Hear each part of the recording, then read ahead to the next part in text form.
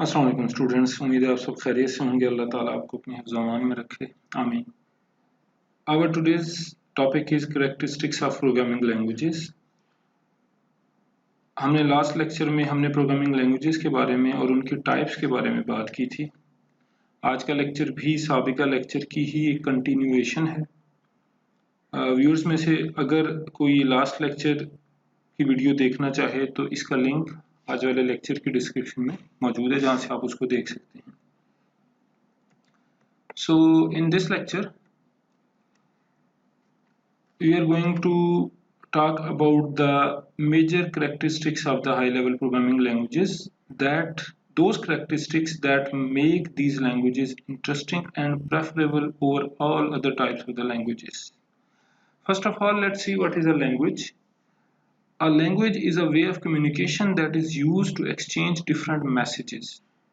And what is a programming language? Programming language एक ऐसी language होती है जो कि इंसान और कंप्यूटर के दरमियान इंटरेक्शन या राब्ते के लिए इस्तेमाल होती है। तो ये एक्चुअली एक सेट ऑफ रूल्स होता है जिसके जरिए हम कंप्यूटर को बताते हैं कि कौन से या किस तरह के ऑपरेशंस को परफॉर्म करना है। इसके दो हिस्से होते हैं। एक इसमें सेट ऑफ कीवर्ड्स होता है और जिनको आप बेसिकली शॉर्ट फॉर्म में कमांड्स भी कह सकते हैं, और इसी तरह इसके साथ साथ इसमें एक सेट ऑफ रूल्स होते हैं जिनको हम सिंटैक्स कहते हैं, और इन दोनों चीज़ों की मदद से इन दोनों चीज़ों को कंबाइन करके हम हाई लेवल लैंग्वेजेस में प्रोग्राम्स लिखते हैं।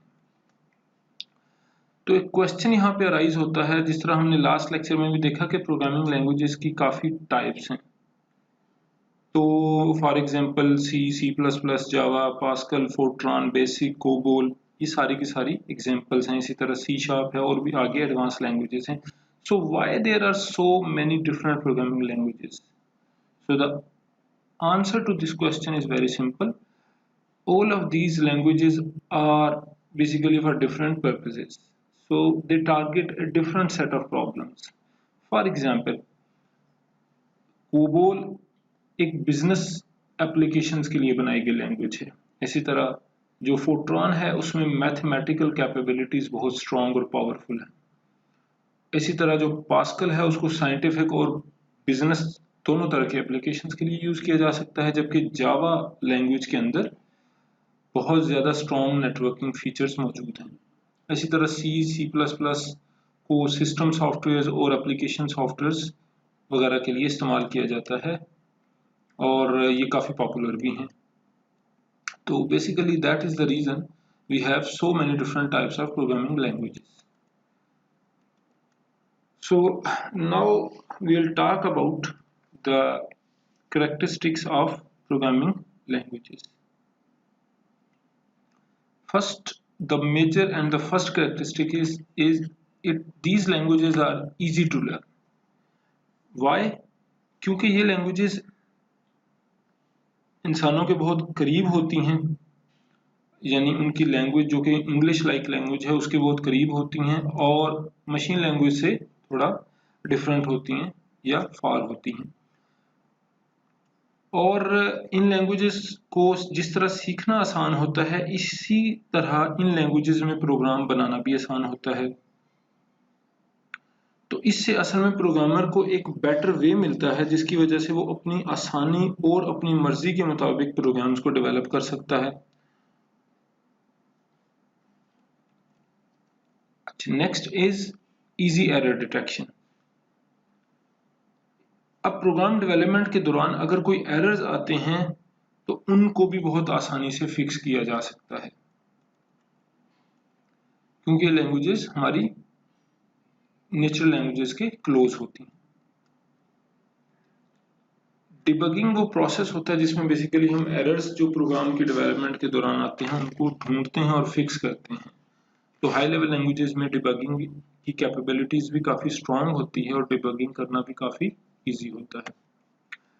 Next is standardize syntax. Syntax के ऊपर हमने बात की थी कि सिंटैक्स वो एक सेट ऑफ रूल्स होता है जिन रूल्स को फॉलो करके हम बेसिकली प्रोग्रामिंग लैंग्वेजेस को के अंदर प्रोग्राम को बनाते हैं। अब ये सिंटैक्स तो समझ आ गया, what does it mean standardize? Standardize means कि बेसिकली वो जो सिंटैक्स का फॉर्मेट होता है या वो जो रूल्स होते हैं उनको काफ़ी इदारे मिलकर डिफाइन करते हैं और फिर उसके बाद उसको इंटरनेशनली एक्सेप्ट किया जाता है और फिर जितने भी उसके बाद उस लैंग्वेज के अंदर फीचर्स आते हैं वो उन्हीं रूल्स को फॉलो करते हैं। फॉर एग्जांपल हमारे पास एक इदारा है जिसका नाम है NCR, American national standard institute. ये भी उन्हीं ऑर्गेनाइजेशंस में से एक ऑर्गेनाइजेशन है जो कि बेसिकली मॉनिटर करती है सिंटैक्स को। Next is shorter programs. जिस तरह हम जानते हैं कि हाई लेवल प्रोग्रामिंग लैंग्वेजेस में हमारे पास जो कमांड्स अवेलेबल होती हैं वो एक्चुअली लो लेवल लैंग्वेज के अंदर यानी हाई लेवल लैंग्वेज की एक कमांड लो लेवल लैंग्वेज की काफ़ी ज़्यादा कमांड्स के इक्विवेलेंट होती है। तो अगर फॉर एग्जांपल हमने एक प्रोग्राम लिखा जिसके अंदर अगर लो लेवल की 20 कमांड्स थी तो हो सकता है हाई लेवल की वो जस्ट 4, 5 और 6 कमांड्स हों। तो चूंकि लेस कमांड्स होंगी तो इसी वजह से प्रोग्राम सिंपल भी होगा और शॉर्ट भी होगा। अब next is deep hardware knowledge not required. अब ये एक बहुत इंपॉर्टेंट कैरेक्टरिस्टिक्स है हाई लेवल लैंग्वेजेस की कि इसके लिए आपको हार्डवेयर की डिटेल्स पता होना जरूरी नहीं है, क्योंकि लो लेवल लैंग्वेजेस में काम करने के लिए आपको हार्डवेयर की डिटेल्स का पता होना बहुत ज़रूरी है, लेकिन हाई लेवल लैंग्वेजेस में ऐसा नहीं होता। आपको हार्डवेयर आर्किटेक्चर का, मशीन का, प्रोसेसर का, रैम का, किसी भी चीज़ का कुछ नहीं पता, फिर भी आप हाई लेवल लैंग्वेज के अंदर बहुत आसानी से और बहुत एडवांस किस्म के प्रोग्राम्स डेवलप कर सकते हैं। इस फीचर का मकसद ही यही है कि प्रोग्रामर का जो फोकस है वो प्रॉब्लम सॉल्विंग पे होना चाहिए, ना कि वो सिर्फ इस पार्ट के ऊपर फोकस करे कि किस तरह ह्यूमन और मशीन का आपस में इंटरेक्शन या कम्युनिकेशन होगी। Next is machine independence. अब ये एक बहुत इंपॉर्टेंट फीचर है हाई लेवल प्रोग्रामिंग लैंग्वेजेस की कि हाई लेवल प्रोग्रामिंग लैंग्वेज के अंदर जो प्रोग्राम लिखा जाता है वो मशीन स्पेसिफिक नहीं होता, उसको मल्टीपल मशीन्स के ऊपर एग्जीक्यूट किया जा सकता है। फॉर एग्जांपल अगर एक प्रोग्राम हाई लेवल C++ का एक प्रोग्राम एक मशीन के ऊपर डेवलप किया गया जिस मशीन का प्रोसेसर में भी इंटेल का था, तो अगर उसी प्रोग्राम को जाके एक मोटोरोला के प्रोसेसर वाले कंप्यूटर के ऊपर रन किया जाए तो वो आसानी से रन हो जाएगा। उसके लिए प्रोग्राम के अंदर किसी तरह की कोई चेंज नहीं करनी पड़ेगी। चूंकि इसको सीखना आसान है तो इसी वजह से बहुत ज़्यादा लोग हैं जो कि आसानी से इसको सीख लेते हैं और मार्केट के अंदर हाई लेवल लैंग्वेजेस के प्रोग्रामर्स आपको इजीली मिल जाते हैं और इसका इदारों को या ऑर्गेनाइजेशंस को या सॉफ्टवेयर हाउसेस को बहुत ज़्यादा बेनिफिट मिलता है, क्योंकि अगर उनके पास कंपनीज में प्रोग्रामर्स किसी वजह से शिफ्ट कर जाएं, किसी दूसरी कंपनी में चले जाएं और उनके पास अगर एक स्पेस पैदा हो जाए और उनको अर्जेंट बेसिस पे भी अगर प्रोग्रामर्स की ज़रूरत हो, तो चूंकि हाई लेवल प्रोग्रामिंग लैंग्वेजेस की ईजी होती हैं तो बहुत सारे लोग इनको आसानी से सीखते हैं, तो उनको मार्केट से या वैसे उन जाने वाले प्रोग्रामर्स की रिप्लेसमेंट करना बहुत ईजी होती है। इसके साथ साथ लाइब्रेरी फंक्शंस की हमारे पास एक बहुत ज़बरदस्त सपोर्ट होती है programming language high level programming languages में।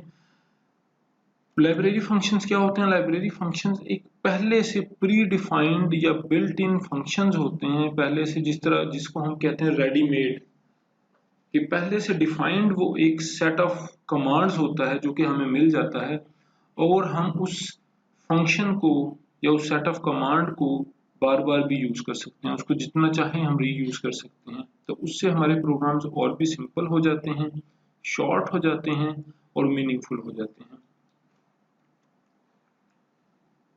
और हर लाइब्रेरी फंक्शन एक स्पेसिफिक टास्क परफॉर्म करता है। फॉर एग्जांपल अगर प्रिंट करना है हमने स्क्रीन के ऊपर, तो प्रिंट का फंक्शन सिर्फ प्रिंटिंग करेगा। इनपुट लेना है तो इनपुट का फंक्शन जस्ट इनपुट लेगा।